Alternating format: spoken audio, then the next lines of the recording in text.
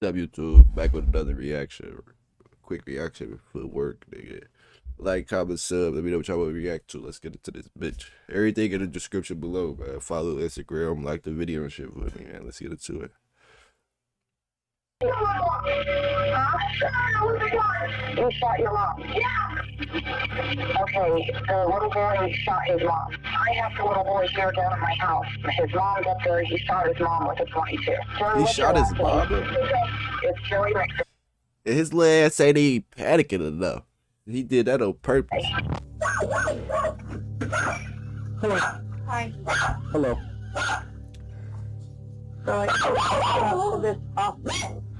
Why does video look older? I'm Deputy Stryker. Yeah. This is Captain Ranker, okay? All right. What's your name? Joey. Why does shit look so old?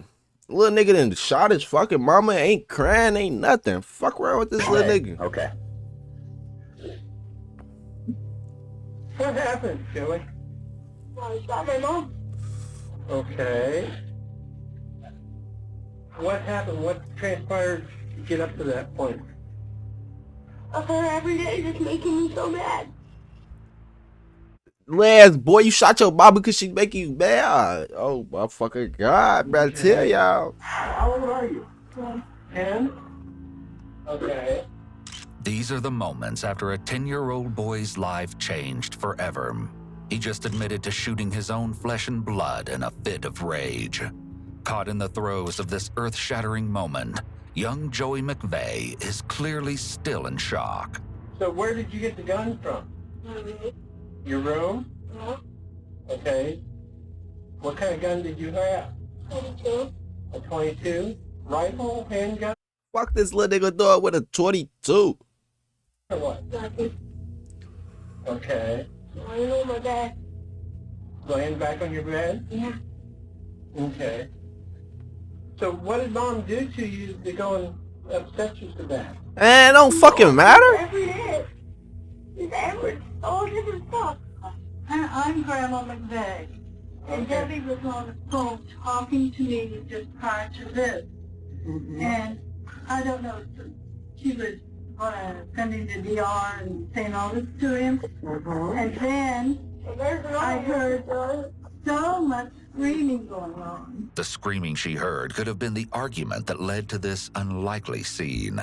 It was a cold January night in 2011, not even 48 hours into the new year.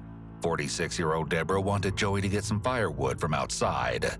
That was the mundane task that somehow escalated into a fiery argument. Unhinged, Joey said he was tired of the fighting. He went into his room, retrieved a firearm. Why the fuck did this little nigga got guns in his room? What the fuck? What's going on? What type of shit came is back this? into the living room. His sister Shauna begged him not to shoot their mother, but it was too late.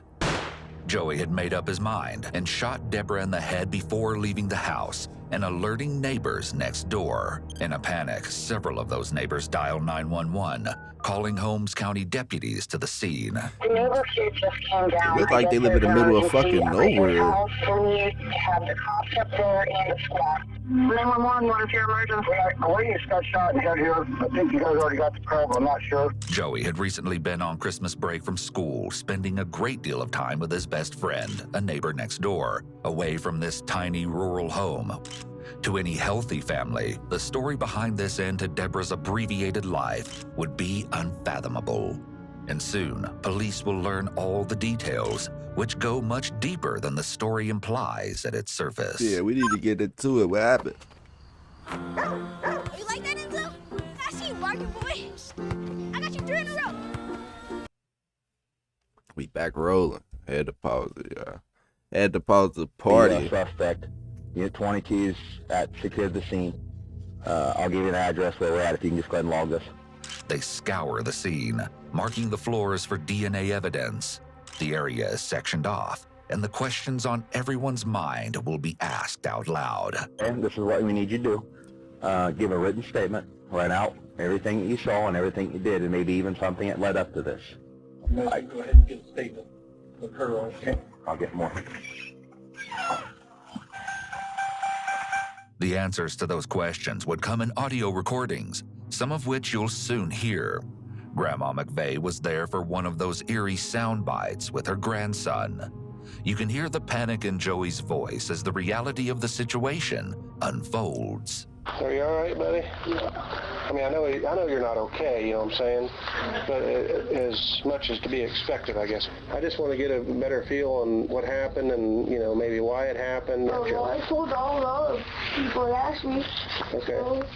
I didn't know anyone else even asked you any questions. One of the cops or whatever asked me, but is there any way I could, like, how long do you think it would take until I could, like, be with her? Joey's primary concern, right off the bat, seemed to be leaving the house and living with his grandma. What's the, whatever, I can't even think what it's called now. Well, bro, it's over for that. You through. Where they're gonna take you? No. The turning? Whatever, guy that, like, helps you and stuff. Like, Yeah, that's their turn. yeah. I don't know what to do. They can help you regardless of whether you talk to me or not. Nigga, we know you don't know what expect to you do. Joey. How old are you? 10. You're 10 years old. You know, I'm not going to treat you like an adult, like you know everything. That's basically why we're taking longer to see if you want to sign this or not. What happened today in particular, why you got so mad? Like, she calls me lazy. I hate when she calls me lazy because I'm the only one that brings firewood in other than when my dad was there. Mm-hmm. And I do a lot of things, but no, I'm the lazy one. So you do your chores around the house and... Yeah, today a piece of wood hit me right in the shoulder, and she's like, okay, well, just go get some wood. Well, nigga, you could have got some motherfucking wood. Yeah, I can't remember. What brought you to the point where you felt you should go in the bedroom and get the gun? No. Did she scream or... No, nope. Have you ever been that mad before? Yeah. That nigga said no, she just Listen to bloop. this telling interview with Joey's father, Michael. Michael says Deborah allegedly grabbed him by the hair in her bid to kick him out, just weeks before the shooting would take place, adding fuel to an already raging fire of angry exchanges, arguments, and toxic fighting. When did she grab you by your hair?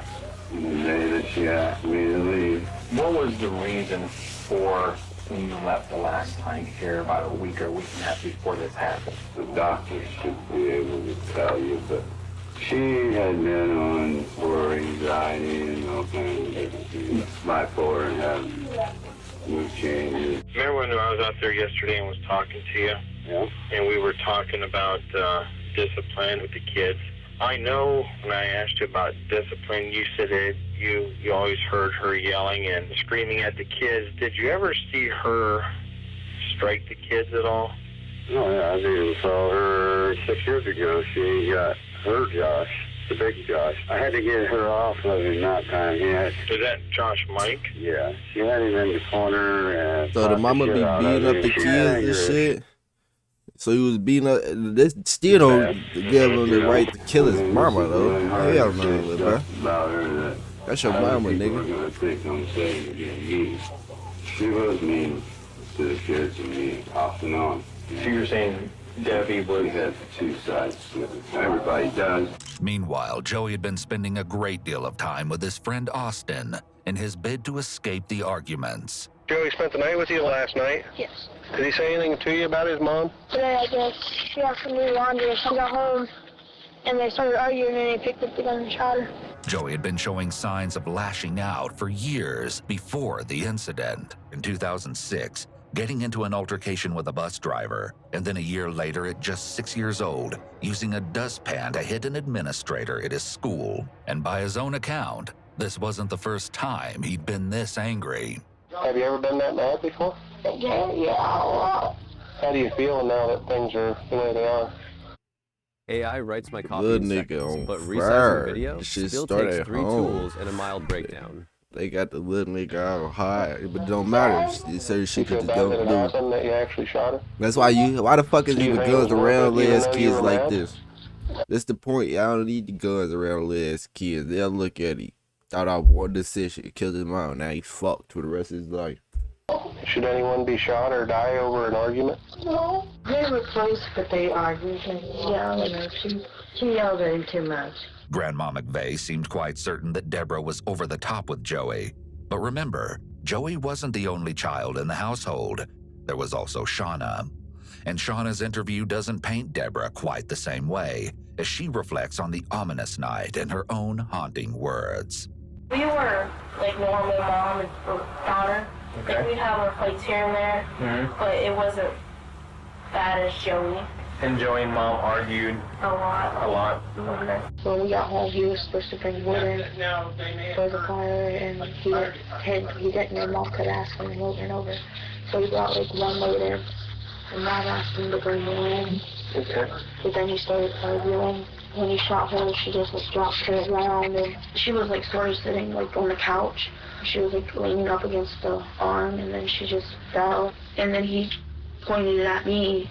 I told him not to, so I would check on Mom, and I went to put the gun down first, and he put it on the couch. I don't know if the officer put it in on his bed.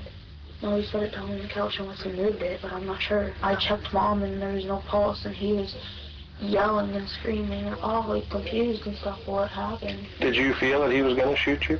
Yes, because after he shot Mom, I was scared. When he looked at me, he looked like he was like evil, like the look in his eyes. When he looked at me, I was like, scared. Okay.